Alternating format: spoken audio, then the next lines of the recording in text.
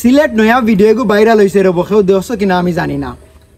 কয়জন সিলেটের বাড়া থাকি তাই আমরা অন্য আইসো আইয়া বন্যার লাগে টাকা পয়সা তুললা, মানে আমরা সাহায্য করতাম।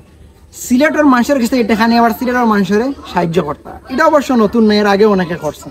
গরম হইল গিয়া টান দে অনেকে আটকাইছো, আটকাইয়া কেউ টানটানের উপরে আতও তুলছে না, খালি মুখ দিয়ে টানটানে জিকার করা হওয়ার যে তুমি তাই তো সিলেট আইসো, সিলেটের বন্যার সাহায্য তোলার লাগে আর কি। আবার সিলেটের মানুষের কাছ থেকে নিরায়নি, মানে যারা বিপদ পড়ছে তারা কাছে টাকা নিয়ে আবার তারা সাহায্য করতেন। আপনারা এখানে আপনার এলাকার থেকে তুলেন না, তুলিয়া দিন না নি সিলেট। তাই খুব একটা উত্তর সুন্দর করে দিতে পারা। তো ভিডিও অতটুকু পর্যন্ত আমি দেখছি। তবে সেগুলোর ইলান দেখলে জাস্ট জিকার করা যায় হয়তো বা, কিন্তু তারার উপরে আত তোলা ইলান যায় না। অবশ্য আমরা সিলেটের কেউ তারার উপরে আতও তুলছে না, বিষয়টা হিকটা না।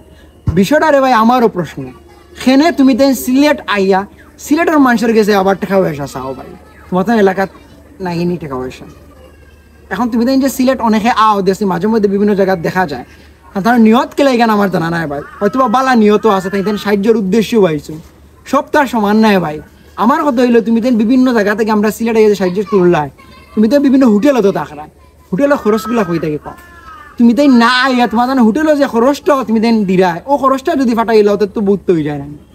কিন্তু সেনে তুমি তাই এলাম করা এই জিনিসটা আমার বোধগম্য না।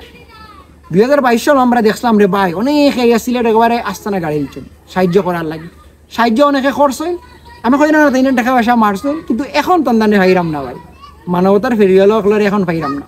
অবশ্যই এখন আইলেও হয়তো খুব একটা লাভ হইতো না, কারণ পয়লাবার আইলে যে পরিমাণ ভাইরাল হওয়া যায় সেকেন্ড টাইম মনে করিলা নেওয়া যায় না। অবশ্য যারা যারা আইছেন সব এখন প্রতিষ্ঠিত হয়ে গেছেন, সবার কেরিয়ার উডিয়ার হয়ে গেছে মোটামুটি।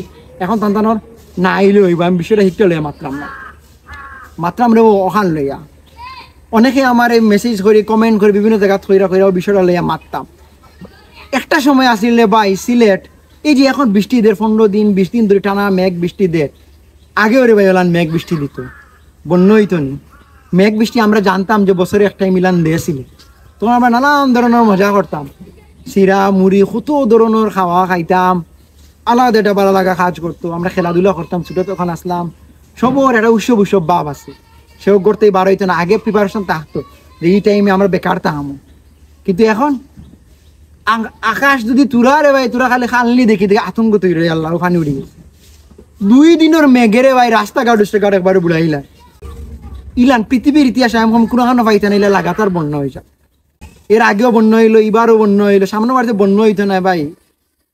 কিতা করবে এখন চাই এখন সিলেটের যে ফানি ফুটাই এটা কোন বাইরে যাইতো গিলা যাইতো, হয়তো আমরা সিলেটের সব মানুষের মিলে আমরা ফানি গিলিলাম না, আমরা সিলেটি বাস এক আসলাম, কিন্তু আমরা তো গিলতাম পারতাম না ভাই। ফানি গরুর ভিতরে মানুষের হামাই যায় ভাই, যে পরিমাণ ক্ষতি হয় হইয়া মাতি লাভ নাই। আমরা বারবারই ক্ষতির সম্মুখীন হইলাম। সরকারেরও তো অনেক লস হয়, অনেক টাকা খরচ করি যে রাস্তাঘাট করা হয়, ওই যে মেঘ আর আবার যাইব কি ভাঙ্গিয়া যাইতাম হানো কোন চেন ভাই।